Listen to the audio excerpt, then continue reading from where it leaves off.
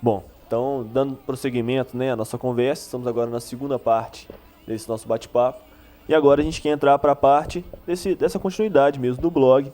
A gente quer comentar um pouco agora a respeito desses 3 anos que se seguiram, né, com o Papa à frente do blog. Então, gostaria que ele comentasse para a gente um pouco as diferenças, né, dos recursos que o blog tem, dos estilos do texto, né, as modificações que o blog foi acontecendo ao longo desses 3 anos, como a frequência das postagens, dos acessos, né. Então, fique à vontade para comentar sobre esses 3 anos.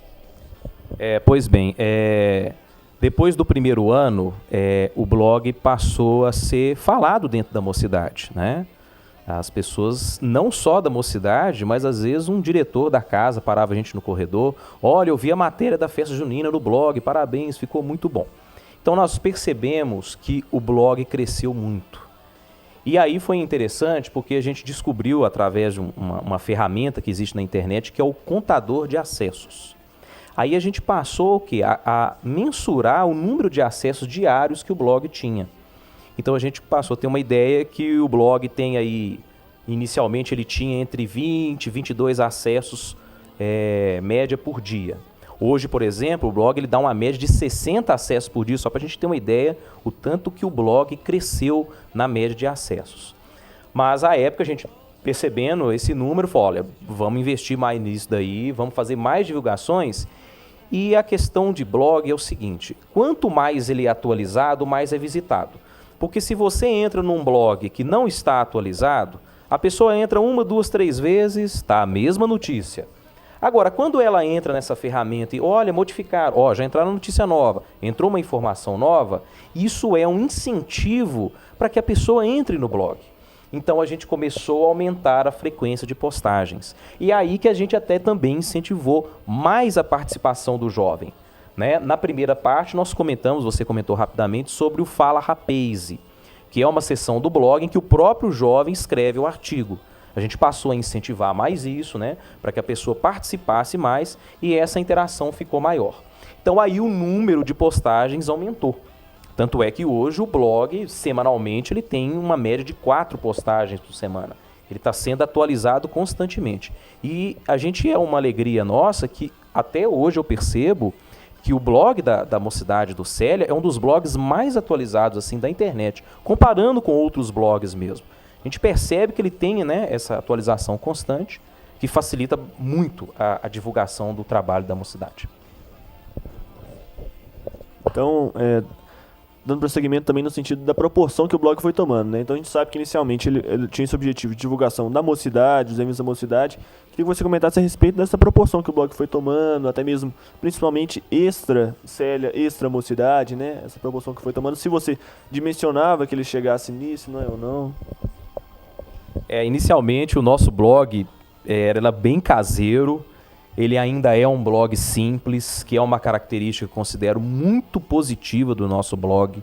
Ele mantém a simplicidade, o jeitão esquinão de ser. Eu acho que o blog tem um pouco essa cara. Mas realmente ele foi crescendo. Tanto é que a gente citou aqui a Comeb, né, que é um encontro que reúne outras mocidades. E quando chegava o período da Comeb, o nosso blog era divulgado no boca a boca. Olha, gente, lá no Célia tem um blog, a gente vai publicar uma reportagem sobre a Comeb. Vocês podem conferir lá. E aí que o número de acessos do blog começou a crescer. Aí com esse contador de acessos, nós percebemos que a média aumentou bastante. Ele começou a ter uma média maior. E essa média foi mantida. O que significa que as pessoas novas que passaram a acessar o blog continuaram acessando. E aí o blog começou a ter um alcance maior, que inicialmente não era a nossa ideia. A nossa ideia era um foco muito mocidade. A gente não pensava nem tanto nos eventos da casa. Por exemplo, o blog já publicou uma matéria sobre a mudança de diretoria do Célia. É algo maior, já estou falando no âmbito todo da Associação Espírita Célia Xavier. Inicialmente não era o nosso objetivo, mas o blog foi crescendo. A nossa mocidade está sempre crescendo. Então a gente foi acompanhando esse ritmo. E aí, olha só que interessante, nós de vez em quando recebemos comentários de pessoas de outros estados. Recebemos uma vez um comentário da Bahia, um companheiro de uma casa espírita da Bahia, de Salvador. Olha, adoramos o blog de vocês, a gente pode copiar, pode fazer um igual? Interior de São Paulo também, de Franca, que tem um movimento espírita muito forte, uma casa espírita de lá também nos enviou um comentário. Aqui mesmo em Belo Horizonte, né, nós temos a Fraternidade Espírita Irmão Glaucus, que tem uma mocidade muito forte, né, a Mocidade Espírita Joana de Ângeles. Eles chegaram a visitar pessoalmente os coordenadores da Mocidade do Glaucus, né, a Fabiana, representada pela Fabiana, vieram até o Célia Xavier, vieram estudar o nosso blog, conversaram com os coordenadores do Célia e eles implantaram o blog deles, né? Eles seguem mais ou menos a sequência do nosso. Claro, tem as características deles.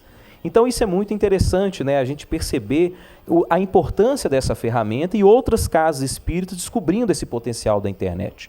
Então, nesse ponto, a gente meio que se sente um pouco de vanguarda, porque quando o nosso blog foi inaugurado, existiam outros blogs do movimento espírita, mas eram blogs que não eram muito atualizados, né? O nosso blog não, ele já chegou com bastante atualizações e foi crescendo com isso. E aí, claro, passou também a influenciar outros companheiros do movimento espírita.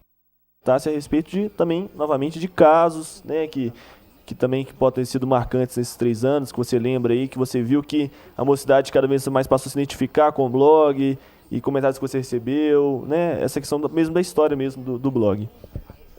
Um caso que me chamou muita atenção aconteceu recentemente, envolvendo a jovem do 3º ciclo, a Luciana Palhano. Ela está fazendo agora o vestibular da UFMG, né?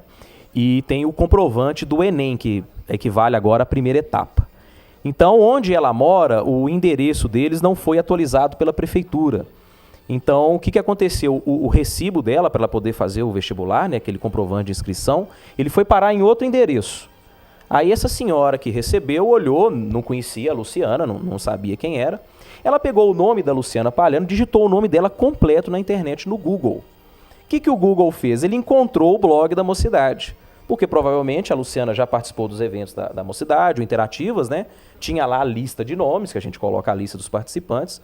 O Google foi lá e encontrou o nome dela no nosso blog. O que essa senhora fez? Ela identificou, olha, Mocidade Espírita, Célia Xavier, ela foi e deixou um comentário em reservado no blog. Olha, estou com comprovante de inscrição da Luciana Palhano. Vocês a conhecem? E deixou o telefone dela. O que nós fizemos? Né? A equipe blog encaminhou para a coordenação da Mocidade, entramos em contato com os pais da Luciana. Quando eles foram perceber, o que aconteceu? Essa senhora realmente recebeu por engano, por esse erro de endereço lá da prefeitura, e o Google não localizava o endereço certo. Através do blog, ela conseguiu localizar a Luciana. Aí ela foi e recebeu, né, o comprovante de inscrição. Então, assim, foi um caso muito interessante, porque olha o potencial do nosso blog, né? Uma pessoa completamente fora do movimento espírita foi ali fazer uma pesquisa no Google, caiu no nosso blog, né, e encontrou a Luciana. Outros 2 depoimentos, né, que me marcaram bastante é a respeito de se considerar o blog como registro histórico. A primeira vez eu ouvi do companheiro Renan, que está aqui do meu lado, né, quando estávamos conversando a respeito do blog e outras coisas da Mocidade. Aí uma vez você me disse assim: Papa, você já reparou que o blog é um grande registro histórico da Mocidade? Na hora, sim, eu senti a força da afirmação dele e fui embora com aquilo para casa, né? Quando eu cheguei em casa e acessei o blog, que eu fui naquele link lateral que tem as datas, né? Que você pode ir passeando em toda a história do blog. Aí é que eu senti, falei, gente, o Renan foi muito feliz na colocação dele. E eu até fiquei emocionado, porque você vai passando por fotos e reportagens e você vai lembrando de tanta coisa que nós construímos juntos, eventos que nós participamos, encontros, estudos que foram feitos, né? Então, esse fator registro histórico é uma coisa muito marcante. Aí que a gente vê o tanto que o nosso blog, ele é um patrimônio nosso, né? Ele faz parte mesmo ali, né, do nosso contexto. E recentemente, uma outra companheira também do 3º ciclo, a Ellen, né, a Ellen Mourão, ela nos procurou e conversando com a gente no esquinão do Célia, né, virou: "Nó, Papa, eu estava esses dias lá em casa, um dia que eu estava lá de folga, eu fui abrindo o blog, fui indo nos links das datas. Nossa, mas eu gostei tanto de ficar relembrando os acontecimentos, né? Olha para você ver, você tem um depoimento de uma jovem que estava um dia em casa. Então, além do blog proporcionar um convívio virtual com a Mocidade durante a semana, a Mocidade que eu tenho o contato pessoal, né, quando chega no sábado, eu também vou caminhando pela questão da lembrança, da memória, né? É uma fotografia de um dia, de um acontecimento que me marcou muito, né? A própria Comeb, né? Quantos jovens do Célia saem da Comeb e ficam extremamente marcados pelo que aconteceu, se lembram bastante. Então ele vai lá no blog, vê aquilo de novo e volta toda aquela memória boa. Então olha só que coisas positivas que o blog nos oferece, né? Você entra numa sintonia super bacana quando você está acompanhando o blog. Então realmente essa questão do blog ser um registro histórico, eu achei que essa colocação ela é muito importante. E realmente, analisando assim, ali em cima da pinta, essa questão do registro histórico eu acho que é um ponto marcante do blog. Da contribuição de outros jovens também, né, nesses 3 anos, pessoas que você lembra aí que marcaram, passaram a contribuir também, foi além de você mesmo, passaram a vir contribuições de textos, de fotos, em eventos específicos. Se você merece rapidamente para a gente poder fazer um gancho, né, para essa nossa terceira e última parte. Com o passar do tempo, eu, apesar a coordenação geral acompanhar, né, à época o Alex e o Fernando Cacheta, mas eu tinha um trabalho independente. Eu ia lá, fazia as postagens, né, buscava as informações no Célia, e com o tempo toda a equipe de coordenação foi percebendo que era importante cada vez mais buscar o jovem para participar do blog, até porque um dia eu teria que passar o trabalho para frente. É aquele conceito muito feliz do movimento espírita do serve e passa. Você tem o período que você está lá fazendo o trabalho, mas chega uma hora que você tem que dar a chance a quem está chegando. Nós temos outras pessoas no Célia que fazem comunicação, ou se não estudam comunicação, estão na área de humanas, que têm facilidade em escrever, facilidade de fazer texto. Nós temos pessoas com facilidade com fotografia, temos até fotógrafo profissional hoje no Célia.